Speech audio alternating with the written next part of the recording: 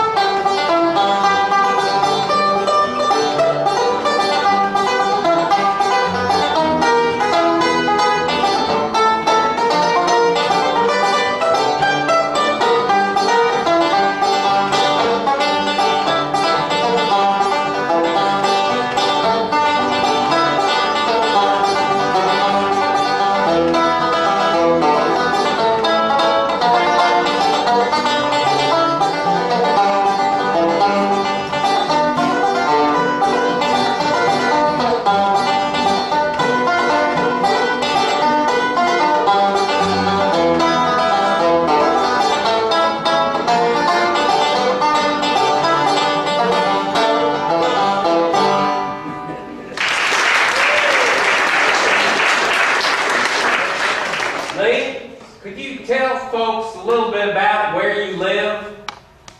There are a lot of folks that visit you and whatnot, and kind of, it'd be good for people to know where you live on Line Fork. And whenever women visit me. No, just tell them where you live. Yeah, or you can tell about those women visiting you. I live up Letcher County up a holler called Line Fork.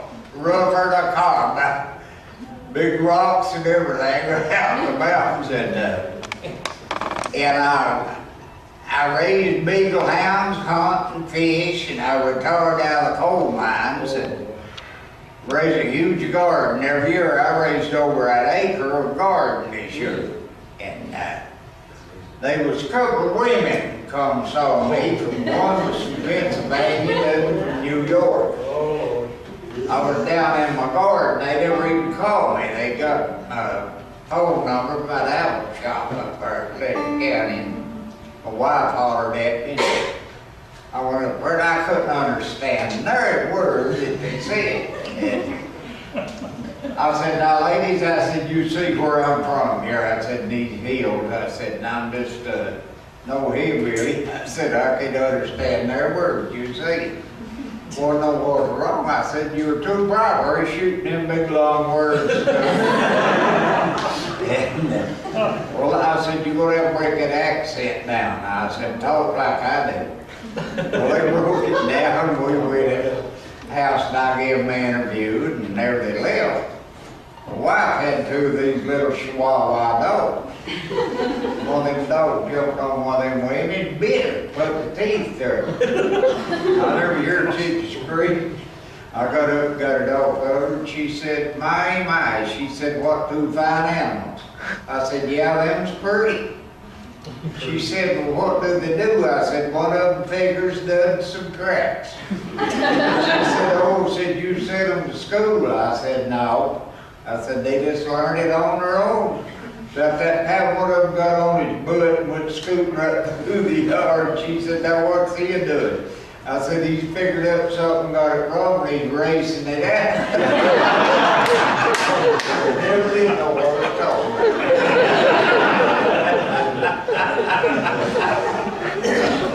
Oh, I guess they average, I'd say in a month's time, there'll be 7 or 8 crews, you know, come in there and visit me, you know.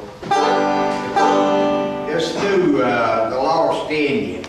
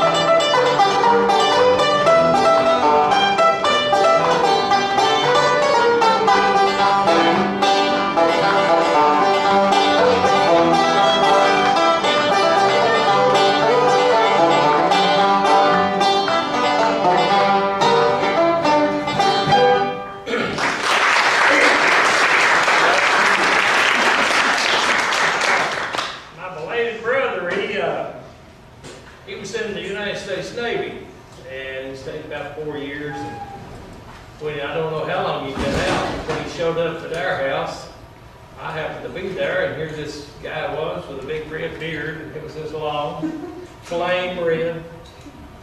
And I looked at him, and he didn't have any hair, everything was gone. He had a big beard, and as it passed on, he had a friend, had an old Volkswagen bus, and they were hippies.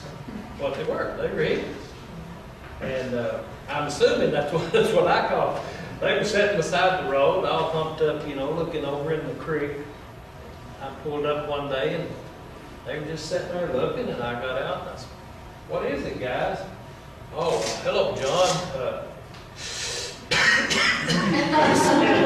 He said, "Here, have a drag." And I said, "What is that?" And he said, "That's Panama Red." I said, "Well, what's that?" He said, "It's marijuana, man." He said, "You know," he said, "Here, take you a hit of that." I said, "I don't know, I don't have a beer, but I don't know." And I said, "What does that do?" "Man," he said, "you could smoke a half a joint of this and the whole world turns pink." It's something else.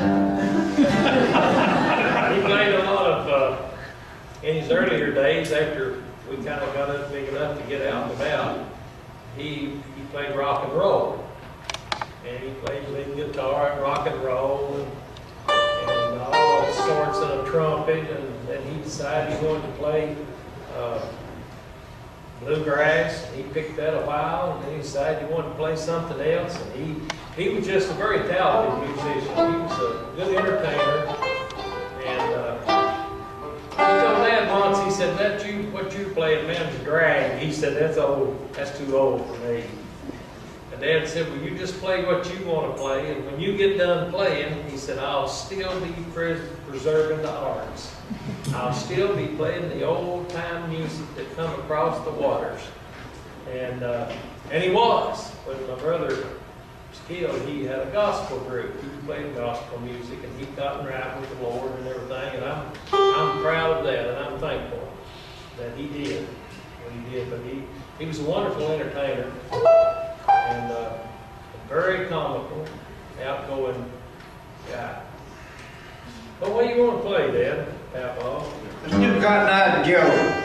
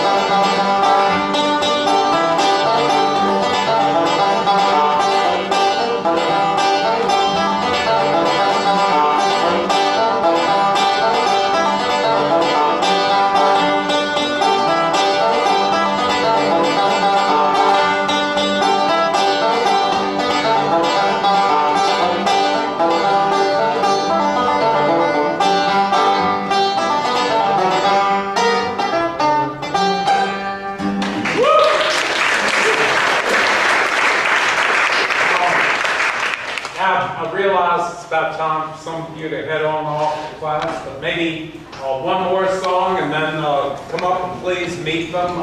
Please got a few CDs available as well. And What you gonna do? maybe one last song. Last cat hand. We've already played that. No. That was so black.